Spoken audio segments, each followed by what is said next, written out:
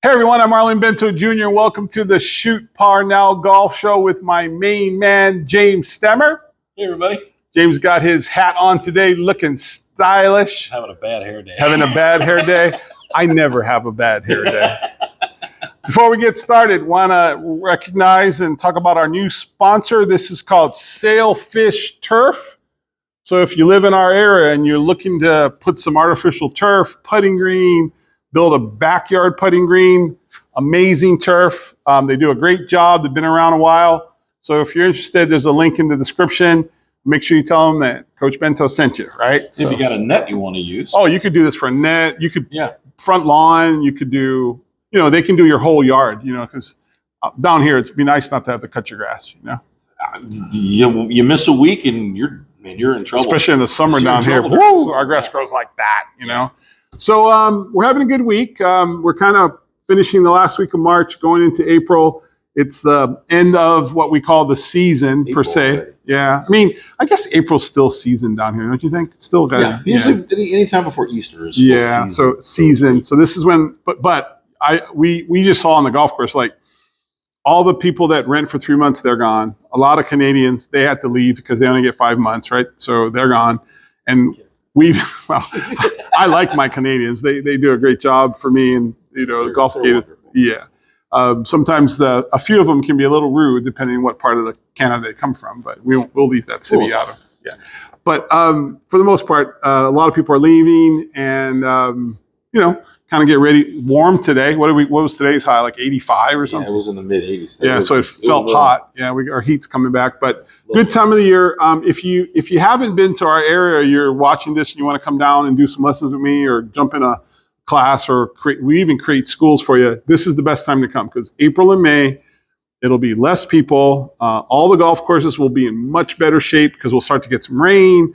The grass will grow. And it's like, I think May is the most underrated month. It's a little warmer, but we're not talking 90s, right? We're talking middle 80s. Not quite yet, yeah. Yeah, middle 80s at the most. And they haven't aerified anything yet. No, so they are not. Punch till usually June. Yeah, our course won't do any things to June. But the Shoot Par Now Academy, which this show is named after, if you haven't seen shootparnow.com, please take a look. I have a really nice newsletter that we send. It's free. I'll send you a new video lesson every month.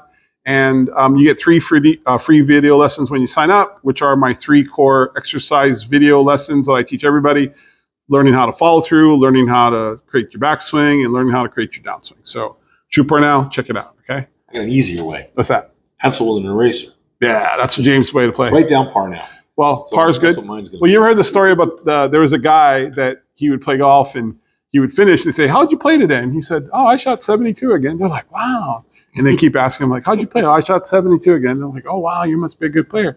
He goes, yeah, I made it to hole 15 today. He always Once stops. he gets to 72, he stops. There you go. Hey. Remember that. That's a good story. You can use it. So, anyway, what's going on? You anything new? Been writing about anything? Talking about anything? Anything interesting in the golf world?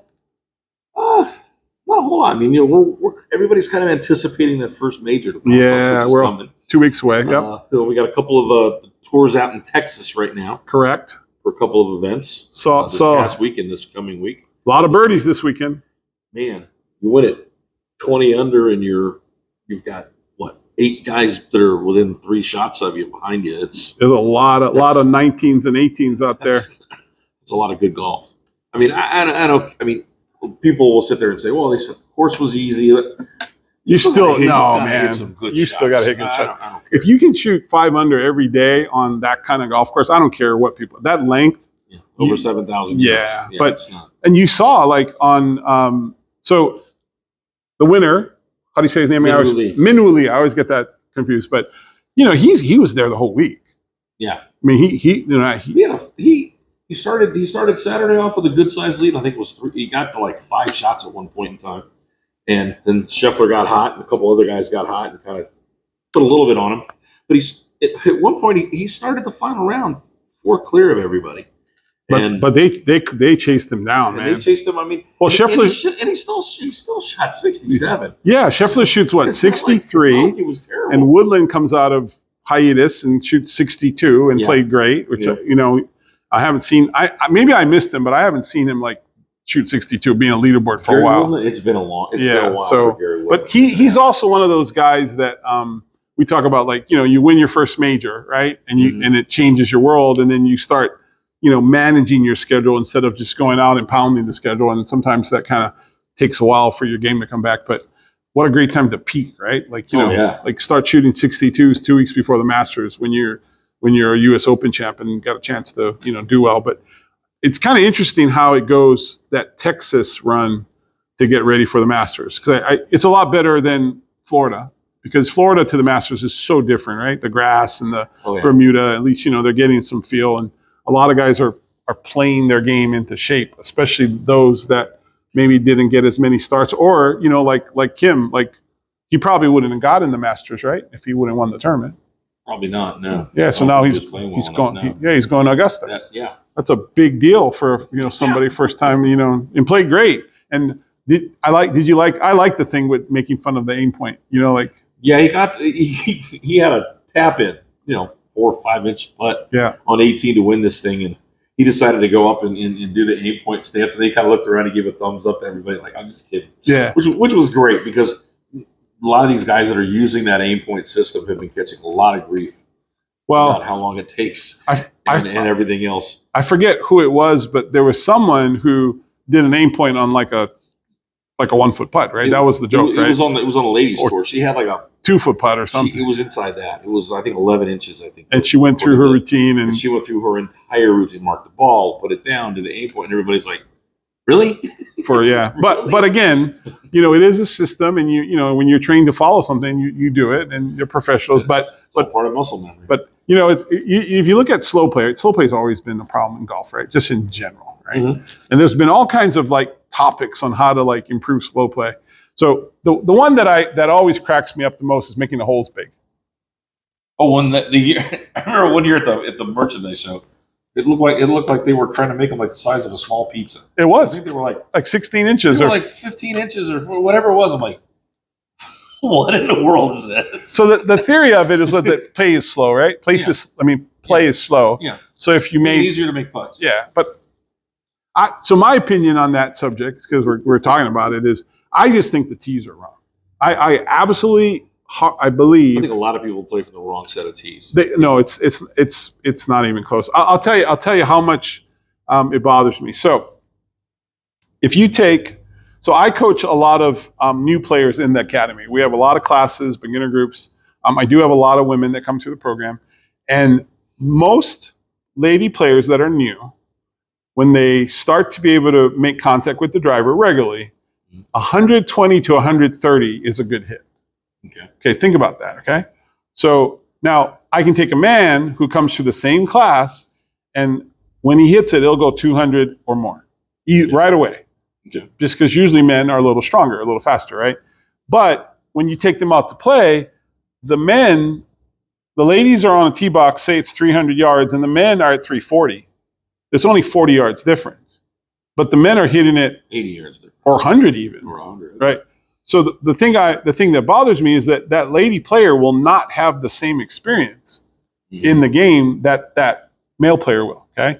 So I don't even think it should be male female. I think it just should be based how far you hit your drive. Yeah. So I just think the red tee should go up, and I really think there should be like a green, in our course anyway, a green or a yellow. So we have blue, and we actually don't have the tees, but we have a black tee that we kind of created there, because our course from the blue is only like 65 or 6,600. But for some of my juniors, it's too short, so we actually make our own tees. So I've been trying to get the course to have somebody come rate it and make it black and make it like 68, almost 69. I've seen a few of those, like over on, what is it, 16? Yeah, for the par 3. Yeah, 17. It's all where you guys got it way back there by the road next to the guy's tennis court. Correct. You could, and you go all the way back. Well, 17's like not a long hole, right? Yeah. So, but every tee box at our golf course, there's 20 yards more or less back, and some like two and our number 2 par 5 and number 5, you could take number 5 and go all the way to the back of 2, and number 2 you could go all the way to the back of 5, and it adds 30, 40 yards. So now that par 5 might go to 560, 580 instead of 540, right?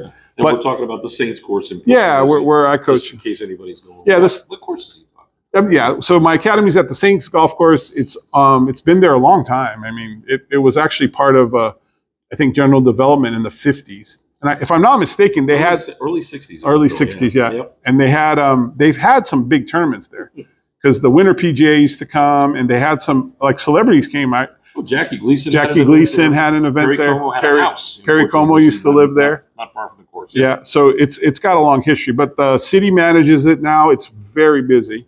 It's it's got to be the busiest course, I think, in St. Lucie. It's really busy. It's hopping all the time. But again, it's easy to walk. It's easy to walk. It's and they don't encourage walking too much. You can walk like after 3, but Florida they don't really have, because we have such a window that people ride, right? Yeah. But back to the course layout. So I always have told if you look at the Shoot Parnell learning system, right?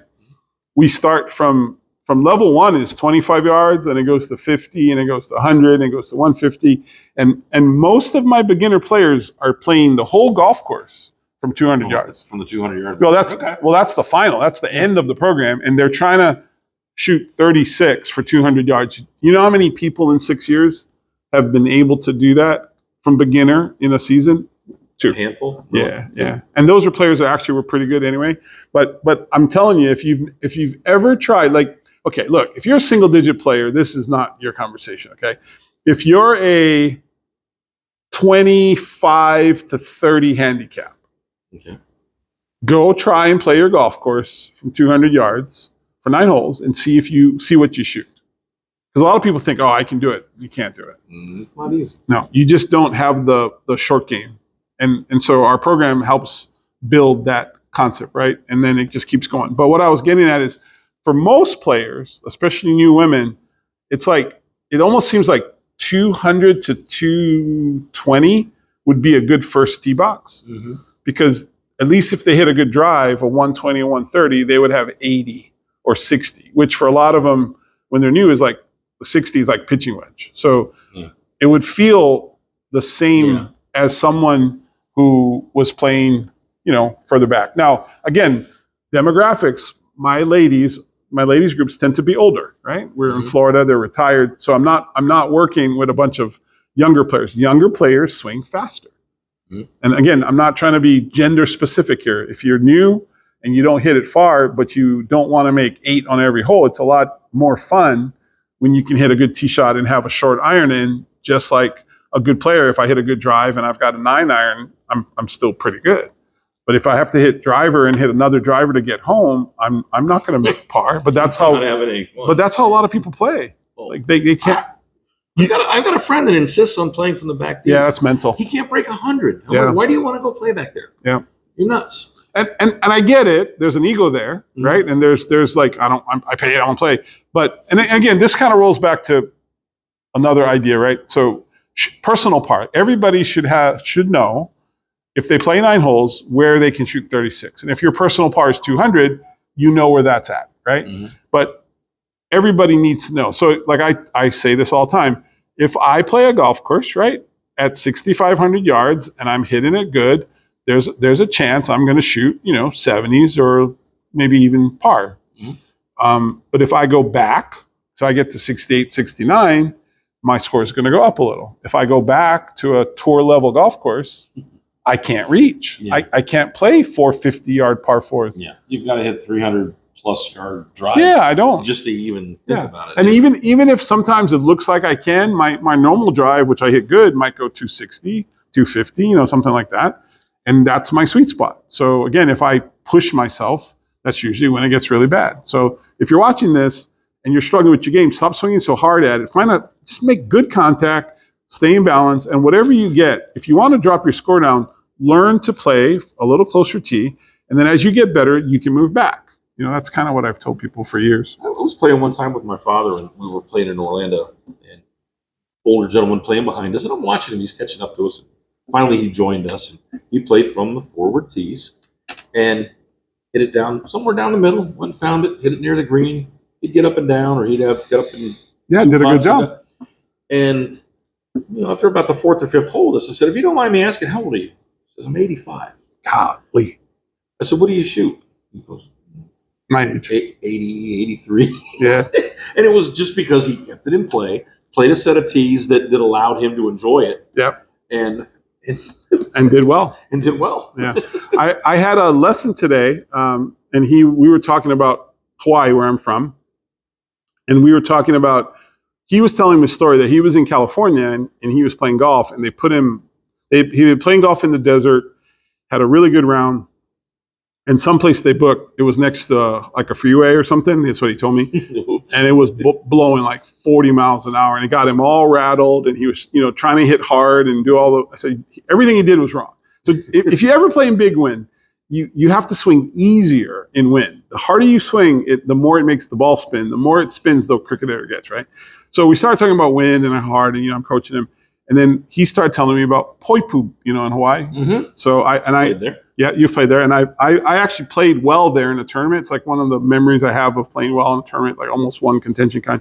And we were talking about the wind, and he was telling me a story about a friend of his that went out to play there. And they played on a windy day, and the starter was asking them, their handicaps, blah, blah, blah. And the starter said, okay, so I need you guys to play the red tees today, which is the forward tees. And they were like, we didn't come all this way to play the forward tees. So he goes, okay, it's really windy. You're probably not going to be able to reach any of the holes. So they said, okay, we'll be fine. So the course is right on the ocean. Oh, yeah. So he said that they went to the first hole, and they hit good drives, and they all went in a ravine. And they went to the edge of the ravine, and they're like, we're playing the red tees. Because it was just too long. He couldn't get it over the hazards in front of him. Yeah. Now, again, Poipu Bay on Kauai is a really nice golf course, right? So most people watching this, most golf courses don't have giant ravines to carry, right? Or, things. But, if you're playing in wind, you're going to have to take extra club and try to keep the ball down. Don't try to hit it up in the air. Tee it lower with your drive. Just keep it under the wind. You want to roll everything in there. That's how you want to play those kinds of golf courses. Some of my better rounds in wind because I'm, subconsciously going, okay, nice and smooth. See, that's good. Instead of trying to hit it like, oh, there's no wind. Well, I'm going to kill this thing. Yeah, and that's what everybody else does because they make a mistake. So you learning not to hit hard in the wind is actually a really good lesson because a lot of people, they won't do that. They try to smash it. And, I honestly, I'm just looking forward to having grass. There is no grass. Well, that cold snap, yeah. We haven't been overseeding around here for years. No, it hasn't been getting. There's grass, but I'm telling you, and this year we've had it. You don't have any divots right now. The grass doesn't look terrible, but when you hit it, it just goes like you look and there's a hole.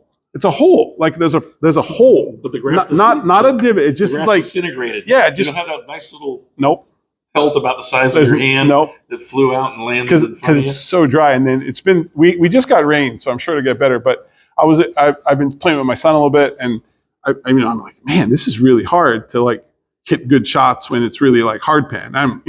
You should be able to, but it's weird not having grass. Well, and then you're trying to pick it because you're worried about how hard it is underneath. And you get around the holes and there's nothing there, and you're looking at little shots. You should be able to like hit a little sandwich, and you're like, man, I'm worried because if this thing is going to bounce. So you're like running in 8 irons like you're playing in like West Texas, like caddy. What's the show? Tin Cup, right? Playing in the low hit shots, and they used to tease him about, but. I'm really excited to get a little grass in there. So where's the tour going to go next week? You said it's going to go to. They are in. They're at the. They're in Texas. They're in Texas. Valero. They're at the Valero Open. Valero Open. San Antonio. San Antonio. I think that's right. That's a nice event too. Texas, yeah. Yep. So we'll be talking a little bit about that next week, but.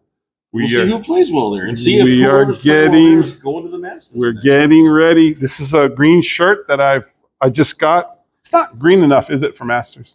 Puma sent it to me, but like a Kelly green. It's supposed to be a green. It's my closest green I could get, but it's not the green that I think I was looking for. But this might be my Masters shirt. So those of you that don't know that for the Masters, the week leading up to it, James and I will start next Monday. We'll start talking about our pimento cheese.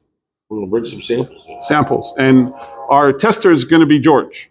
My son, who has no idea what a pimento is. he didn't know what a pimento was, and you know what? But a lot of people might not. A lot of people probably don't. It's a type of cheese.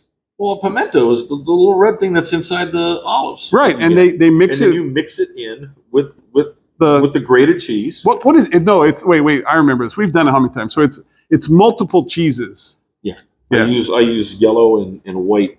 What did I Extra use? I sharp can't cheddar. remember what I did. It's been a couple of years. I had a little. Well, you taught me this. I had a little bit of blue cheese crumbles in it. Oh, that was that was the bomb. When you did that year, I was like, I was ready to throw my. I got to go remember. This is too good. Yeah, this is so good. I took it over the top. Yep. But we did this when we had the radio show, and then our engineer Frank would be our judge. Or did we have another judge a couple times? I think we had somebody else. We had somebody from one of the other shows before us that stayed. Well, let's see. We might have to bring somebody into the indoor. What I guess our studio, whatever it calls, but my teaching center. Yeah, be fun to have. So it would be cool. Yeah. So you don't have your recipe ready then?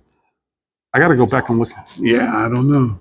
I might have to go relook at mine. I might have to come deep. You know what I'm going to do? We should both do. We should look online and find the master's recipe because I know it's out there. Mm-hmm. Oh yeah. And we'll make the master's version because it's on white bread. It's probably Wonder Bread or some green wax paper. It does have green. I don't know if we can get green wax paper.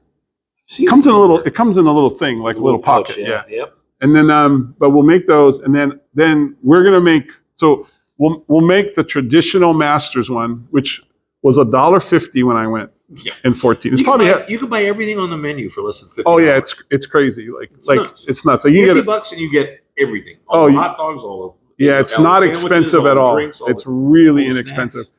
But then James and I'm gonna try to make my gourmet version of it. There you go. So we're gonna make the base, and we're gonna have a couple fancies and see how that goes. It's a good thing. So just what I really wish we could make is they make this. Familiar with an ice cream sandwich, right? Well, they make one with it has like a vanilla wafer outside. And the inside of it is peach ice cream. I've never seen that. They have that at the mat. That is so good. Well, that is like the bomb. So people don't know this about me, but I am not a fan of peaches. So I ain't eating the peach ice cream. Like, I don't. And you don't like pineapple either. No, I do like pineapple, but I don't like pineapple in everything that I eat. Just because I'm from Hawaii doesn't mean I like pineapple ever. How about on your pizza? No, bad. No, I take it back. I have tasted like it's the savory sweet thing. I get the whole thing, but no.